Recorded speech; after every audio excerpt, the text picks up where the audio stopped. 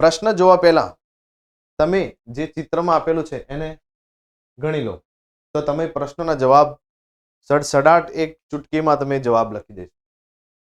જો અહીંયા એક ફૂલનો હાર છે, એક ફૂલમાં 10, એક હારમાં 10 ફૂલ છે. છૂટા કેટલા છે?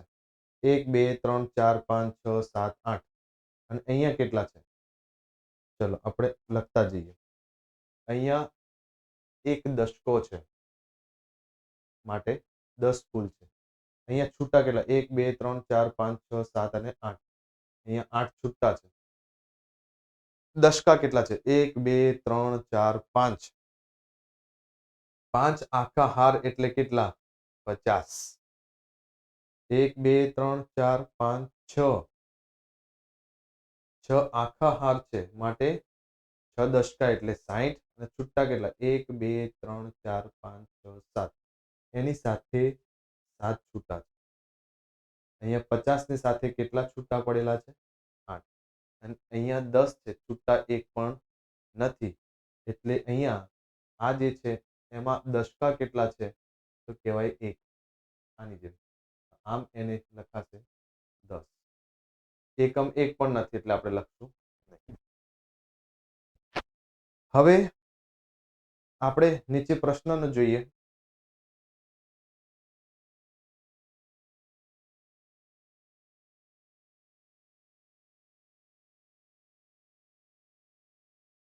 પહેલો પ્રશ્ન છે, પહેલા ચિત્રમાં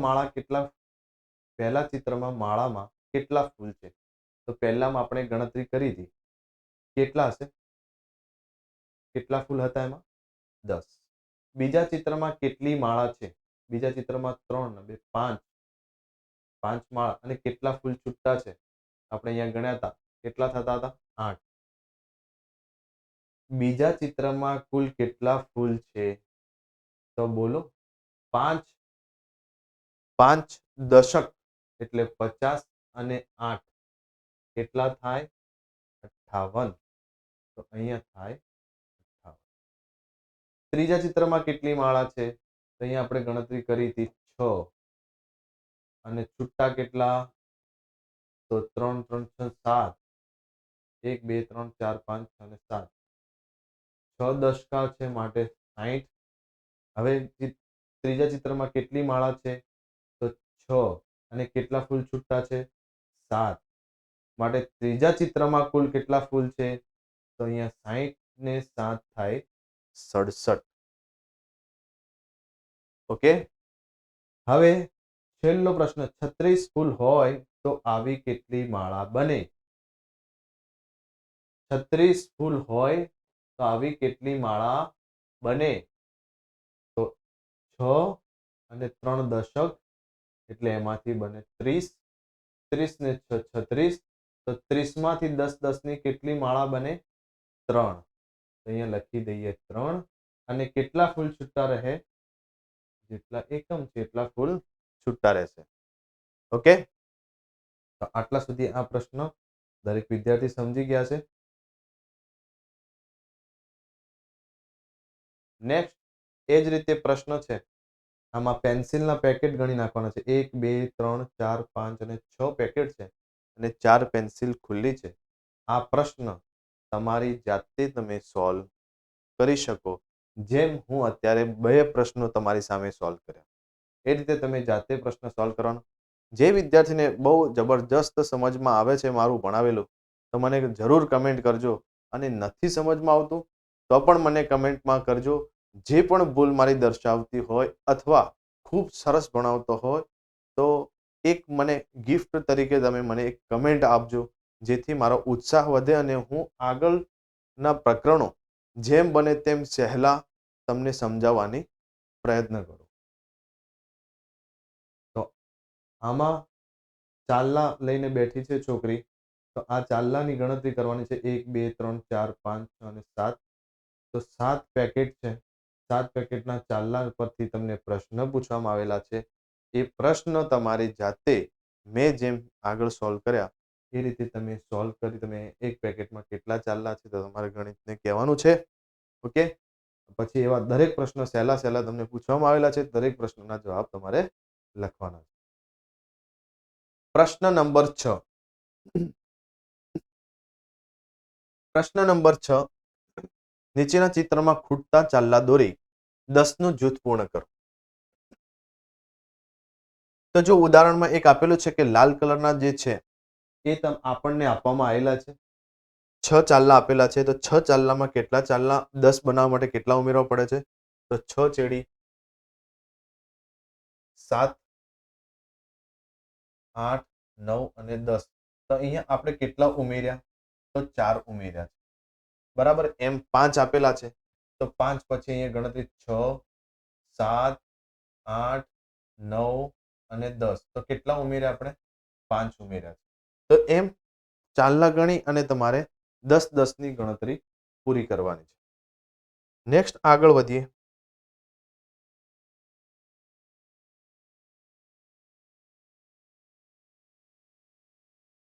આ પ્રશ્ન છે 7મો, જોડો. હવે આગળ મેં તમને એટલા માટે શરૂઆતમાં જે પહેલા જ પ્રશ્નમાં એટલા માટે ડીપમાં સમજાવી ગયા કે આ પ્રશ્ન તમારી માટે એકદમ સહેલો બની જાય. એટલા માટે હું ત્યાં જ તમને એકમ દશકમાં ફર્કની સાથે સરવાળા સ્વરૂપે કઈ રીતે લખાય અને એનો જવાબ કઈ રીતે લખાય એ બધું જ તમને પહેલા પ્રશ્નમાં સમજાવી લીધું. એટલે આ પ્રશ્ન તમારી માટે એકદમ ઇઝી બની ગયો છે. છતાં પણ હું એક પ્રશ્ન સોલ્વ કરી અને તમને સમજાવું છું કે એક દશક એટલે 1 દશકો વત્તા 5 એકમ. તો 10 ને 5 થાય 15. તો સામે જે જવાબ આપેલો છે એમાં 15 જ્યાં હોય ત્યાં આપણે જોડકો જોડવાનો. એના પછી 2 દશક એટલે 20 વત્તા 4 એકમ, 20 ને 4 24. તો આમાં આપણને જ્યાં 24 દેખાય છે એને આ સંખ્યા જોડ. 4 દશક 40 અને 2 એકમ 40 ને 2 42. 40 ને 2 42 માટે 42 જ્યાં છે ત્યાં આપણે જોડો. તો આ રીતે તમે આ 7મા પ્રશ્નને તમે આ રીતે સોલ્વ કરી શકો છો. મેં તમને પહેલા જ પ્રશ્નમાં ડીપમાં સમજાવી ચૂક્યું. તો બાકીના પ્રશ્ન જાતે પ્રયત્ન કરી તમારી અંદર થોડીક વૃદ્ધિ લાવવાનો પ્રયત્ન કરો. છેલ્લો પ્રશ્ન છે 8મો. 10 ના માંગેલા બંડલ બનાવો. તો આપણે ડાયરેક્ટ પ્રશ્નમાં જોઈએ, ઉદાહરણ નથી જોતા. આપેલ બંડલ અને છૂટી સળીઓ 10 ના 2 બંડલ બનાવો. બંડલ પૂર્ણ કરવા જરૂરી સળીઓ અને બનતા બંડલ. અહીંયા આપણે આપેલ બંડલ અને છૂટી સળીઓ આપી છે. એક બંડલ છે એટલે કે 1 દશક છે. શોર્ટમાં સમજ. અને અહીંયા 4 છૂટા આપવામાં આવે છે. એટલે આપણે અહીંયા લખીએ 10 ને 4 14 આપણને આપવામાં આવી છે. અને આ બંડલ પૂરું કરવા માટે 4 માં કેટલી સળી ઉમેરીએ એટલે એક બંડલ પૂરું થાય. તો 4 માં 5, 6, 7, 8, 9 અને 10. તો આ બંડલ પૂરું કરવા માટે આપણે કેટલી સળીની જરૂર પડી?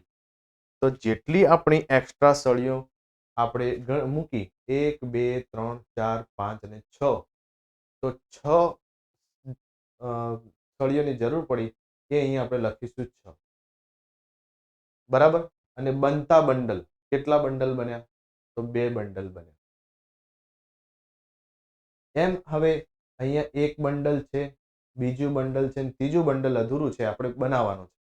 તો એમાં 1, 2, 3, 4, 5, 6, 7 7 સળી છે. તો 8, 9 અને 10. તો કેટલી સળીની જરૂર પડી? 3 સળી. હવે કેટલા બંડલ બન્યા? તો બન્યા 3. 10 ના 4 બંડલ બનાવો. તો 1, 2, 3 તો બનેલા છે. 2 સળી આપી છે તો ખૂટે છે કેટલી? તો અહીંયા આપણે રફમાં ગણીએ. 2 પછી 3, 4, 5, 6, 7, 8, 9, 10. 2 પછી ડાયરેક્ટ સંખ્યા ગણવાની. 2 પછી 3, 4, 5 એમ ગણવાનું. તો આ જે સળીની જરૂર પડી છે આપણે એ 8 સળીની જરૂર પડી. એટલે આપણી પાસે 1, 2, 3 અને 4 બંડલ બને. તો આ છે પ્રશ્ન તમારી માટે સાવ સહેલો થઈ ગયો છે. હવે આ પ્રશ્ન તમે જાતે આ રીતે સોલ્વ કરી શકો.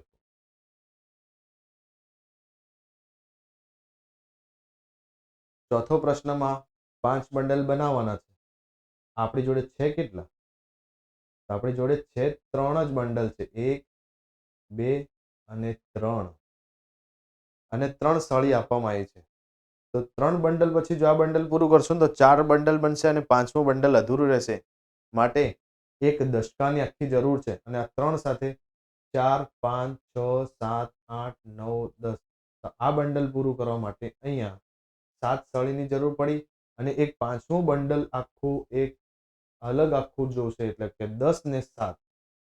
10 સળી બીજી અને 7 એટલે ટોટલ 17 સળીની આપણે જરૂર પડી છે. માટે અહીંયા બંડલ કેટલા તૈયાર થયા? 5 બંડલ તૈયાર. ઓકે, તો આપણું અહીંયા આ પ્રકરણ અહીંયા પૂરું થાય છે. તો આ પ્રકરણમાં આપણે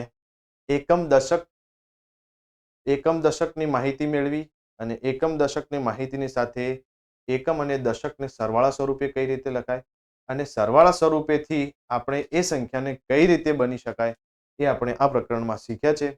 આશા રાખું છું દરેક વિદ્યાર્થી બહુ સારી રીતે અને સ્પષ્ટ રીતે જાણી ચૂક્યા છે અને આ પ્રકરણ જાતે સોલ્વ કરશે. અને જો તમને ખૂબ સરસ રીતે સમજમાં આવ્યું તો પણ મને કમેન્ટ આપજો. અને જો કોઈ તમને કોઈ વસ્તુ સમજમાં કોઈ પ્રશ્ન સમજમાં નથી આવતો તો પણ મને એક કમેન્ટ કરી મને જાણ કરજો. તો હું આગલા ચેપ્ટરમાં એવો કોઈ પ્રશ્નનો પોઈન્ટ આવે તો હું એ ફરીથી રિપીટ કરીને હું તમને સમજાવી શકું. ચલો, થેન્ક યુ. જય હિન્દ, જય ભારત.